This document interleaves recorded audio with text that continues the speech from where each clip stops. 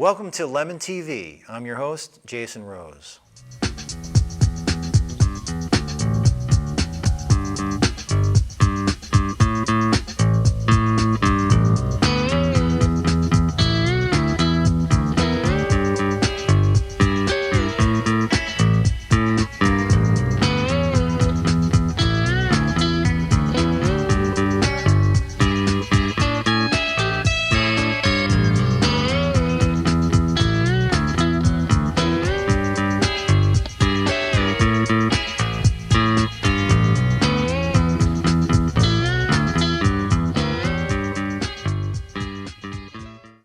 On today's episode, we are going to be seeing a performance by and having a conversation with St. James and the Apostles, a killer Philadelphia band. They've been going at it for about 15 years now.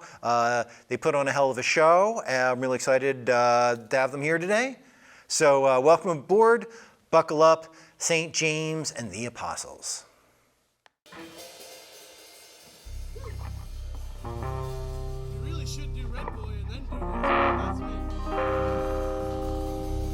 That's what actually gets us saved up, idiot. When you listen to the drummer.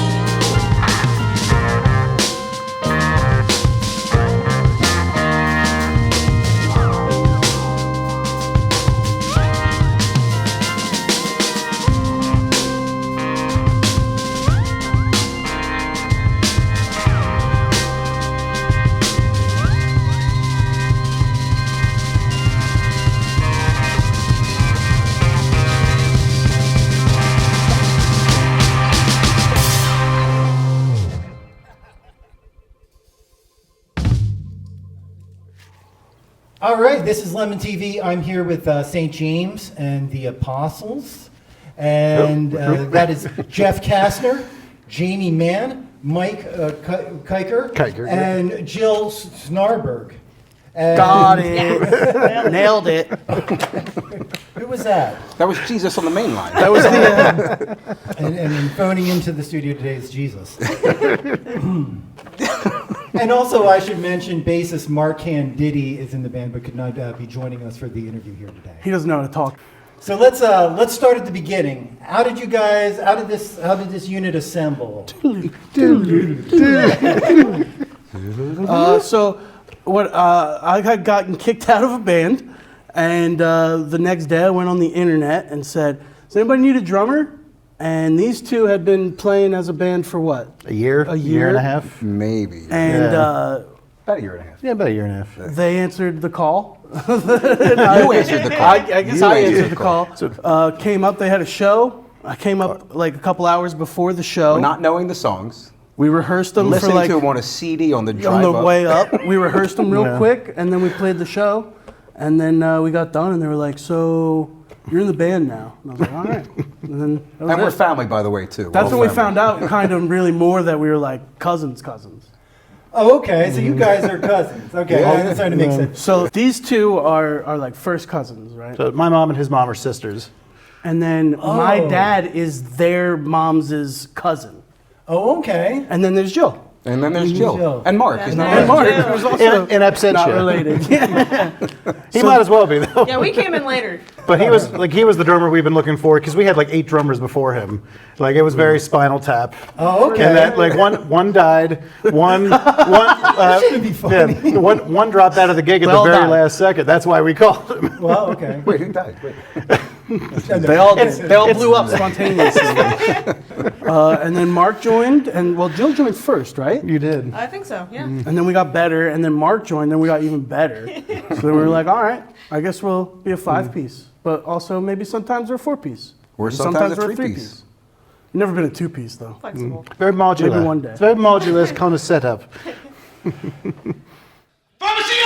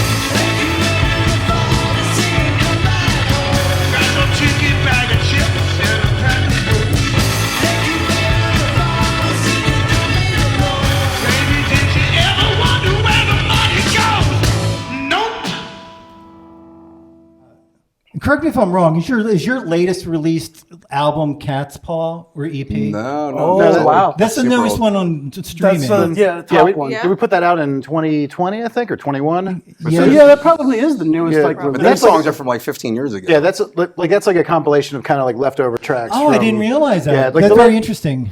Yeah. It has a very different sound than most of your stuff. Absolutely. It was like really kind of like overtly psychedelic. Oh, Yes. And like that the first song on there sounds a little bit like Air, you know, the song with the band Air. Yeah, absolutely. And then like a lot of it's, you know, a lot of Barrettness, I think, going on. But anyway, I was going to ask you, like, is this like a departure, a new direction? But now I'm learning this is like a kind of your odds and sods collection Oh, yeah, of very older much so. stuff. But we were very much. I mean, we have been concocting new songs.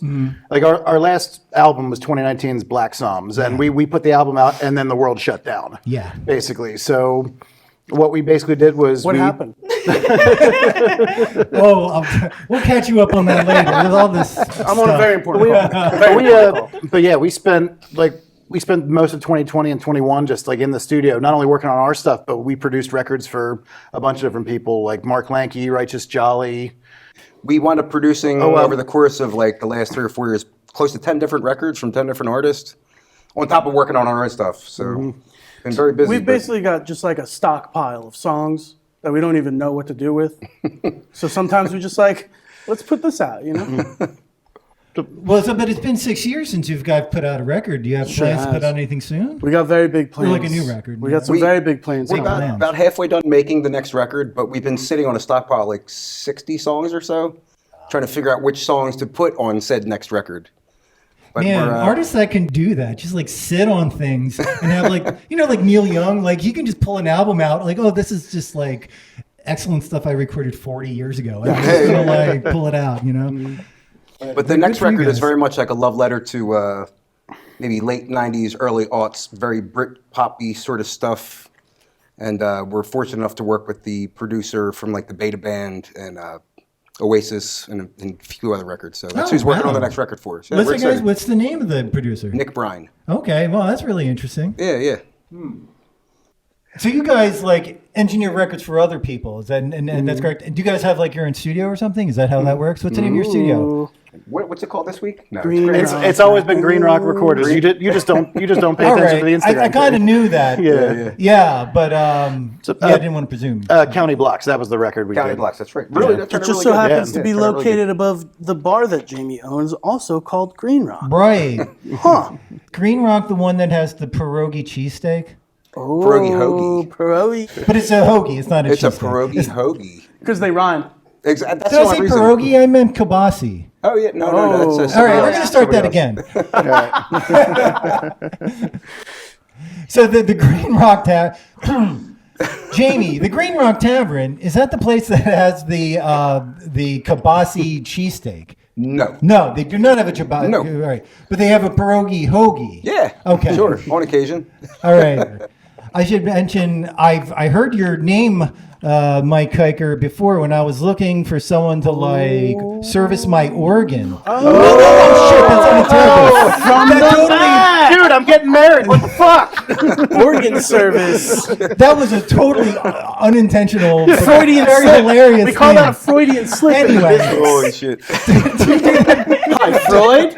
do you fix and repair keyboard instruments With your mouth. That was a bit of a side hustle.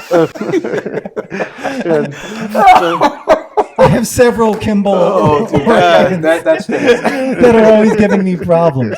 But yeah, I was like, oh, they had this guy. He's like a keyboard whiz. You know, I have fixed Fender Rhodes pianos before, and, Yeah. I tuned grand pianos or upright pianos, but the only Yeah. thing I've really ever done with Hammond organs is just replace keys. I tune pianos as well. If you need your piano tuned, call him or me. We'll come by in a Shameless jiffy. self-promotion. We gotta battle. We gotta battle the Battle difference. of This town's only tuners. big enough for one organ grinder.